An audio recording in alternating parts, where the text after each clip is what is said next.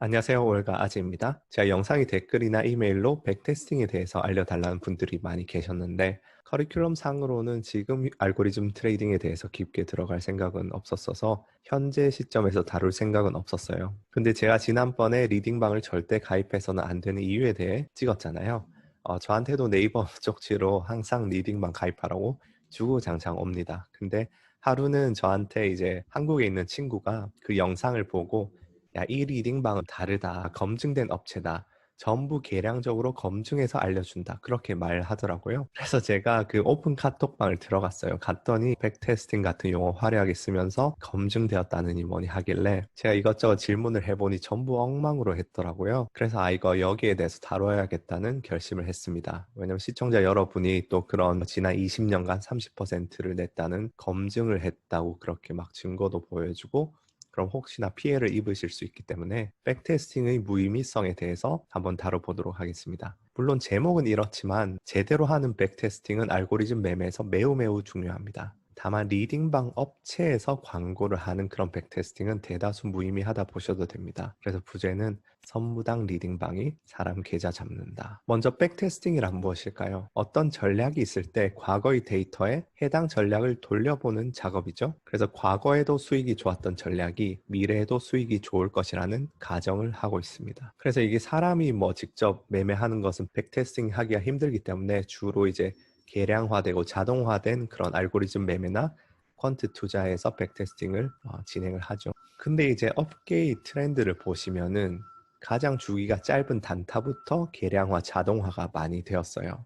그래서 미국에서 가장 자동화가 많이 진행되고 거의 뭐 100% 자동화된 분야는 하이 프리퀀시 트레이딩, 초고빈도 단타 매매고요. 그 다음으로 이제 데이 트레이딩도 이제 기관 레벨에서는 거의 다 계량화가 많이 이루어졌죠. 스윙 트레이딩 쪽도 퀀트, 계량화, 자동화도 있는데 어느 정도의 그런 사람의 리서치나 손길이 많이 미치는 분야고요. 그리고 아직까지 사람에 정말 많이 의존하는 그런 펀드들이 상존하는 분야가 장기 투자죠. 물론 장기 투자를 퀀트로 하는 그런 펀드들도 있긴 한데 그래도 아직까지 그나마 계량화가 많이 덜 된 분야가 장기 투자입니다. 그러면 왜 이렇게 주기가 짧을수록 자동화와 계량화가 많이 되었을까요? 그 질문에 답을 하기 위해서는 어떤 전략이 있을 때 그 전략의 승률이 몇 퍼센트인지 어떻게 알지 그 질문부터 답을 해보도록 하겠습니다. 근데 이거는 너무 어려운 문제이기 때문에 이보다 훨씬 단순하고 쉬운 문제인 특정한 동전이 앞면이 나올 확률이 몇 퍼센트인지 어떻게 알까부터 알아보기로 하겠습니다. 그래서 저희에게 동전이 있습니다. 그리고 10번을 던져서 6번 앞면이 나왔어요. 그러면은 10번 중에 6번이니까 이 동전이 앞면 나올 확률, 승률이라고 하겠습니다.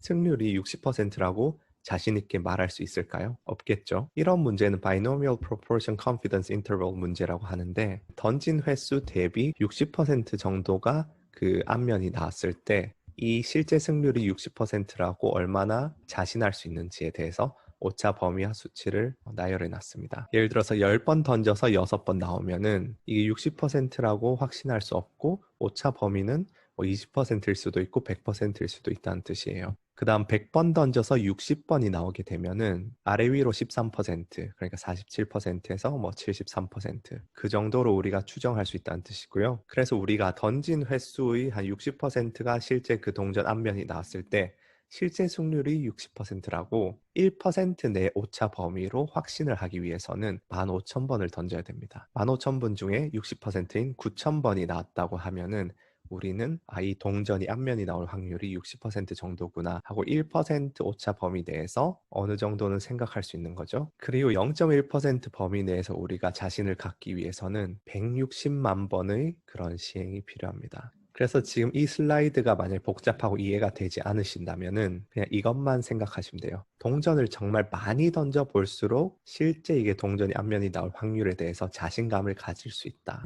0.1% 오차 범위로 자신을 가지기 위해서는 수백만 번을 던져봐야 된다. 그것만 지금 생각하시면 되겠습니다. 그렇게 어떤 동전의 확률에 대해서 이제 자신감을 가지는 것도 그만큼 수백만 번의 시행이 필요한데 동전 측정은 전략 측정보다 훨씬 쉬워요. 그리고 여기서 이해하셔야 될 굉장히 중요한 개념 두 가지가 있습니다. 첫 번째는 independent, 독립이라는 뜻인데 제가 아마 선행 시리즈 2편에서도 다뤘던 개념인데 독립 시행이라는 개념 지금 첫 번째 동전을 던졌을 때랑 두 번째 동전을 던졌을 때랑 이 결과가 서로 영향을 주고받지 않는다는 뜻이에요. 첫 번째 앞면이 나왔다고 두 번째 앞면이 나올 확률이 높아지진 않죠. 서로 완전히 독립 시행입니다. 그리고 두 번째 개념은 identical. 동전의 확률이 매번 변하지 않고 고정되어 있다는 뜻이에요. 예를 들어서 어떤 신기술로 막 변화하는 금속이 있어요. 그래서 동전의 형태가 첫 번째 던질 때는 이랬는데 두 번째 던질 때는 이미 형태가 바뀌어 있잖아요. 그럼 그 동전이 앞면이 나올 확률 자체가 계속 변화하고 있는 거죠. 그렇게 변화하는 게 아니고 항상 고정되어 있다. 이 두 가지 가정이 필요합니다. 생각해 보면은 왜 이게 필요한지는 당연하죠. 만약에 확률이 계속 변한다면은 100번 던져서 60번이 나왔다고 해서 60% 언저리겠다 그런 생각을 하지 못하겠죠. 근데 투자 전략에서는 이 두 가지가 다 가정이 틀리게 됩니다. 첫 번째는 독립적이지 않습니다. 예를 들어서 금융위기 같은 사건은 터지면은 08년도의 전략 승률과 09년도 승률에 둘 다 영향을 미치게 되죠. 그래서 어떤 해의 승률이 좋을 때는 그 다음 해도 좋고 나쁠 때는 그 다음 해도 비슷하게 영향받고 그렇게 같이 움직이는 현상이 일어나기 때문에 독립 시행이 아니에요. 그 다음 두 번째로 동전의 확률은 여러 번 이제 시행할 때 고정되었다고 우리가 가정해도 무방하지만 전략은 시장의 다양한 변수에 의해서 그때그때 스윙 확률이 변화를 해요. 그래서 여러 번 시행할 때마다 실제로 그 저변에 깔린 승률이 다를 확률이 있습니다. 다시 말해서 동전보다 전략은 훨씬 더 복잡해서 같은 정확도를 위해서는 훨씬 더 많은 데이터가 요구가 돼요. 그래서 아까 전에 그 질문으로 돌아가서 왜 주기가 짧은 단타부터 계량화가 되었을까를 한번 살펴보면은 코스피 지수의 현재 계산이 83년도부터 되었다고 하는데 그렇게 총 37년의 데이터가 저희에게 있다고 가정을 해봅시다. 그럼 연 단위 데이터 개수는 37개밖에 없죠. 월 단위는 444개, 일 단위는 13,000개, 시간 단위는 32만 개, 분 단위는 2천만 개, 초 단위는 12억 개까지 늘어나게 됩니다. 데이터 개수가. 그런 주식 데이터라든지 여러 가지 데이터가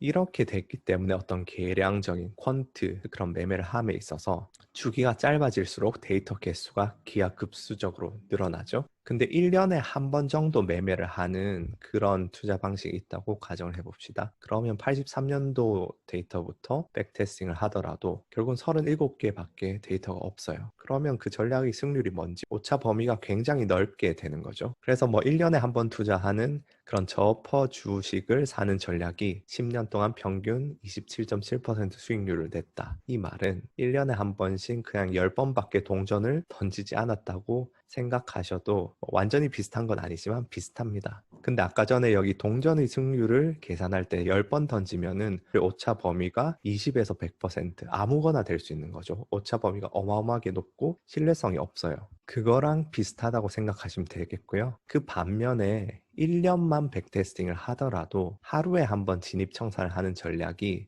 1년 동안 10% 수익률을 냈다고 한다면은 주말을 제외하고 250번 시행을 했죠. 이것도 충분하진 않지만 이것보다는 훨씬 더 신뢰가 가는 백테스팅 결과를 주는 겁니다. 10년간 했다고 해도 10번밖에 안 했기 때문에. 근데 데이터 개수는 첫 번째 관문에 불과해요. 정말 기초적인 관문이고 물론 많은 수의 리딩방이 첫 번째 관문조차 넘지 못하죠.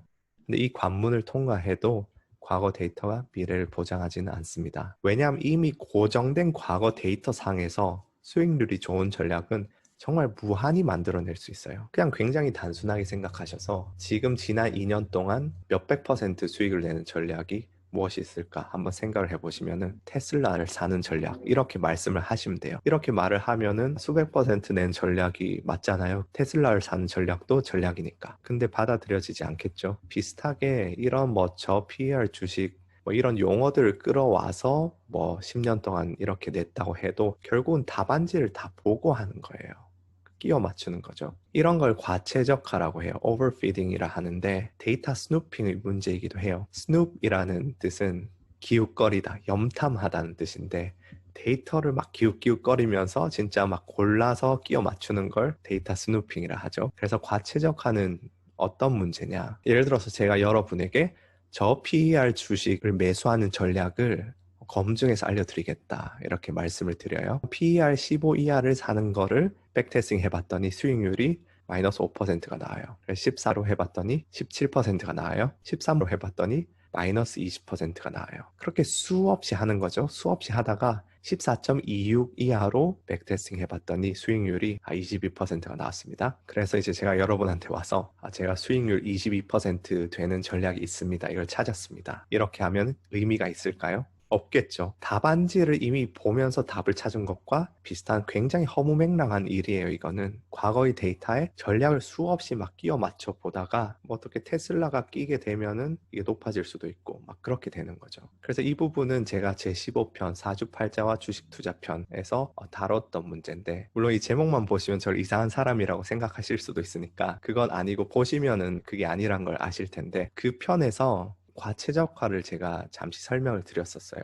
이 차트는 어떤 키와 몸무게가 주어졌을 때 이 사람이 여잔지 남잔지를 알아맞혀 보는 그런 모델링에 대해서 제가 설명을 해드렸었는데, 여기서 빨간색이 여성분들, 파란색이 남성분들을 얘기할 때 키와 몸무게를 어떻게 이렇게 잘라가지고 70kg 이상은 뭐 남자, 70kg 이하는 여자, 이렇게 한번 모델을 해볼까 하면은 이런 부분이 있으니까, 또 뭐 키까지 해서 키가 175cm 이상이고 몸무게가 70 미만이면 남자, 키가 175 이하인데 몸무게도 70 이하면 여자, 몸무게 70kg 이상이면 남자, 뭐 이런 식으로 이제 규칙으로 이루어진 모델링에 대해서 설명을 드렸는데, 이 모델의 목적은 결국은 새로운 사람의 키와 몸무게가 주어졌을 때 그 사람이 여성인지 남성인지를 맞춰야 되잖아요. 그리고 이거는 저희에게 주어진 샘플 데이터예요. 그냥 조사를 좀 해서 샘플 데이터를 모았을 뿐이지, 이 샘플 데이터 하에서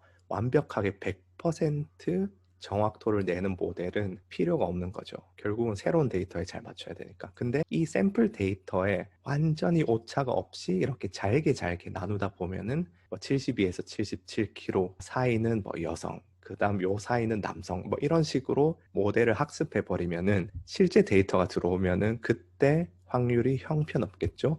적당하게 해야 되는데 이거를 오버피딩이라 합니다. 그래서 비슷하게 이제 백테스팅을 할 때도 과거 데이터에만 너무 잘게 막 42.26까지 들어가서 잘라버리면은 결국 미래 데이터가 들어왔을 때 이게 훨씬 더 정확도가 떨어지게 됩니다. 승률이 안 좋아져요. 그거를 과최적화라고 부릅니다. 그래서 이런 오버피팅을 해결하는 가장 기본적인 요건은 데이터가 많아야 돼요. 근데 그 외에도 뭐 트레인 테스트 세트, 뭐 비슷하게 크로스 발리데이션, 이런 기법들이 과체적화를 좀 줄여주는데, 지금 뭐 통계나 머신러닝 수업 시간 아니니까 전부 다룰 수는 없고, 가장 기초적이면서 이해하기 쉬운 첫 번째만 한번 살펴보도록 하겠습니다. 트레이닝 세트랑 테스트 세트라고 부르는데, 다시 말해서 트레인 세트는 전략을 찾는데 답을 보면서 전략을 이제 최적화시키는 데이터고, 그렇게 해서 전략을 확정 짓고 나면은 이게 실제로 우리가 매매를 했을 때 승률이 어느 정도 나올지 그걸 가늠해 보기 위해서는 트레인 세트에 쓰지 않은 데이터로 테스트를 해봐야 됩니다. 그래서 뭐 기계학습에서는 밸리데이션 세트도 있긴 한데 이거는 뭐 지금 다루기는 그렇고, 예를 들어서 지난 2002년부터 뭐 2019년 데이터가 있으면은 2002년부터 2015년 데이터로 전략을 막 수립한 다음에 이 전략이 실제 수익률이 어느 정도 되나 그걸 테스트해 보기 위해서는 전략을 만드는데 쓰지 않았던 2016년에서 19년의 데이터를 써서 수익률을 측정해 보는 거죠.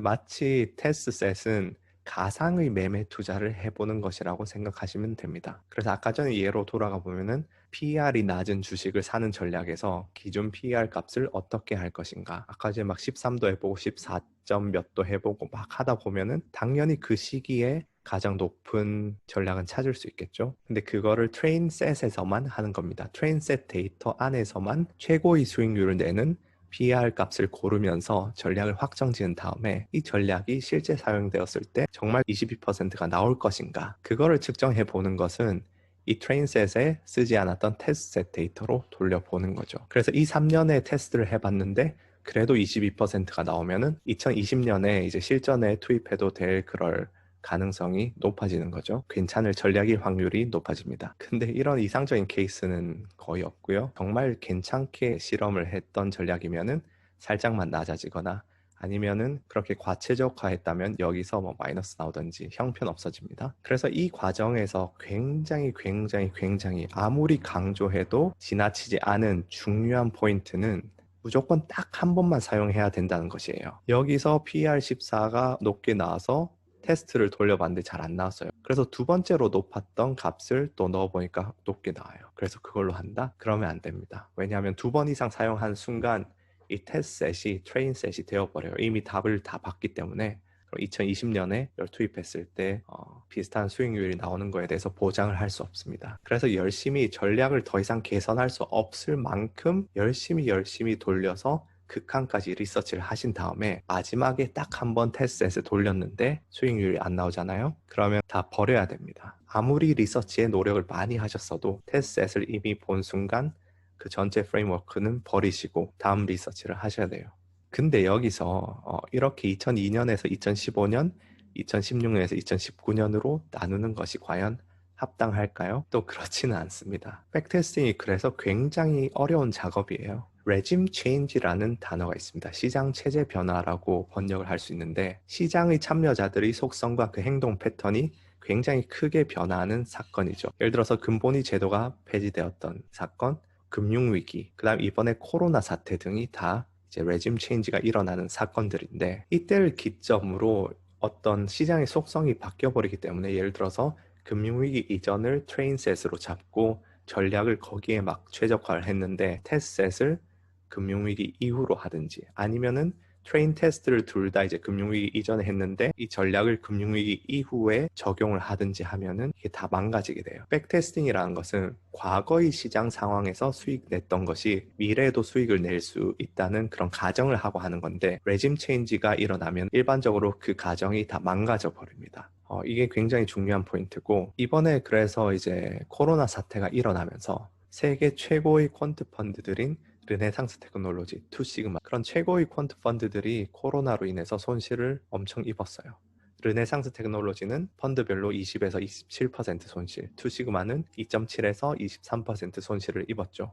왜냐하면 데이터에 없었던 코로나라는 전례 없는 이벤트로 인해서 시장 체제가 전부 변화했기 때문에 이전의 그런 퀀트 전략들이 다 망가지는 거죠. 참고로 르네상스 테크놀로지 같은 경우에는 진짜 그런 수학계에서 전설 같은 인물들, 하버드, MIT 교수들 그런 사람들을 데려가서 하기로 유명한 펀드라서 그런 천재들이 엄밀히 검증한 전략들도 이렇게 망가질 수 있다는 것을 염두에 두셔야 돼요. 그래서 이런 레짐 체인지를 염두에 두고 2001년부터 2010년까지 데이터를 어떻게 트레인셋과 테스트셋으로 나눌 것인가를 생각해 보시면은 이렇게 금융위기 전후로 하게 되면은 성질이 다르기 때문에 사용 불가하죠. 그래서 조금 나은 방법은 트레인셋과 테스트셋의 그 금융위기 전후의 레짐의 데이터를 포함시키는 건데 그럼 또 새로운 문제들이 발생하게 돼요. 예를 들어서 홀수 년도는 트레인셋에 넣고 짝수 년도는 테스트셋에 넣어보는 거죠. 이렇게 되면 또 다른 편향이 발생되게 되는데 이건 다음 슬라이드에서 설명을 드리겠습니다. 혹은 롤링 밸리데이션이라고 하는데 90년에서 2000년의 10년치로 2001년을 테스트해보고 그 다음 91년도에서 01년도의 10년치로 2002년을 테스트해보고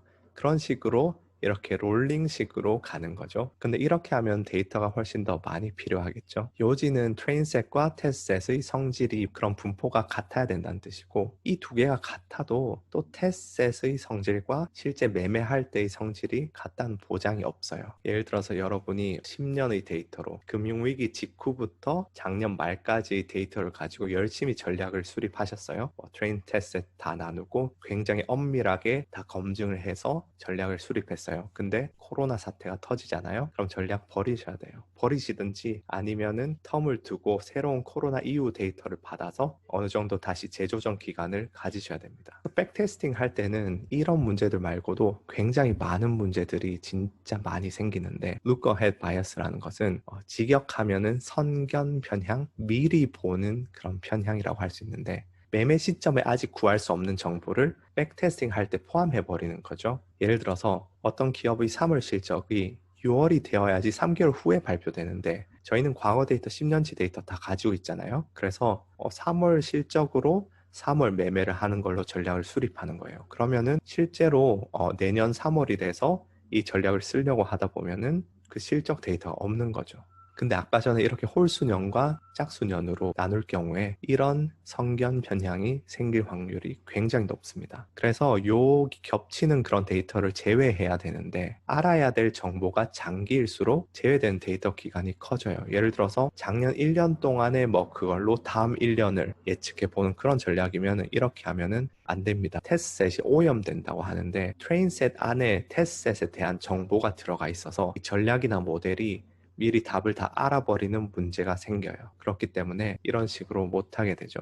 이런 루커헤드 바이어스 면에서도 단타 매매는 이런 문제가 좀 덜한데 장기 투자일수록 이 문제를 굉장히 다 조심해서 다뤄야 되는 거죠. 그 외에도 생존자 편향이라는 것이 있습니다. 요즘은 이제 투자에 대한 정보나 그런 툴들이 굉장히 평준화되는 시대라서 개인들도 이런 백테스팅 소프트웨어를 손쉽게 구할 수가 있고 가격도 꽤 싸게 구할 수 있어요. 그래서 제가 몇 가지 백테스팅 소프트웨어를 봤는데 이 생존자 편향이 처리되지 않은 것도 굉장히 많더라고요. 생존자 편향이란 것은 현재 시점에서 생존해 있는 주식들만으로 백테스팅을 하고 과거에 파산하거나 상장 폐지된 주식들은 백테스팅에 포함하지 않는 거죠. 예를 들어서 아까 전에 저 PER 주식들을 사는 전략 경우에 나에게 있는 데이터가 현재 시점 주식들의 데이터만 다 가지고 있으면은 그 말은 무엇이냐 하면은 파산하거나 상장 폐지될 주식들은 투자하지 않는 능력을 가지고 있다고 가정하게 돼요. 그래서 수익률이 굉장히 뻥튀기가 됩니다. 파산했던 주식들의 데이터는 나의 백테스팅 데이터에 포함이 되지 않기 때문에 이미 그 전략은 파산할 주식들을 다 피해버리고 투자를 한다고 가정을 하는 거죠.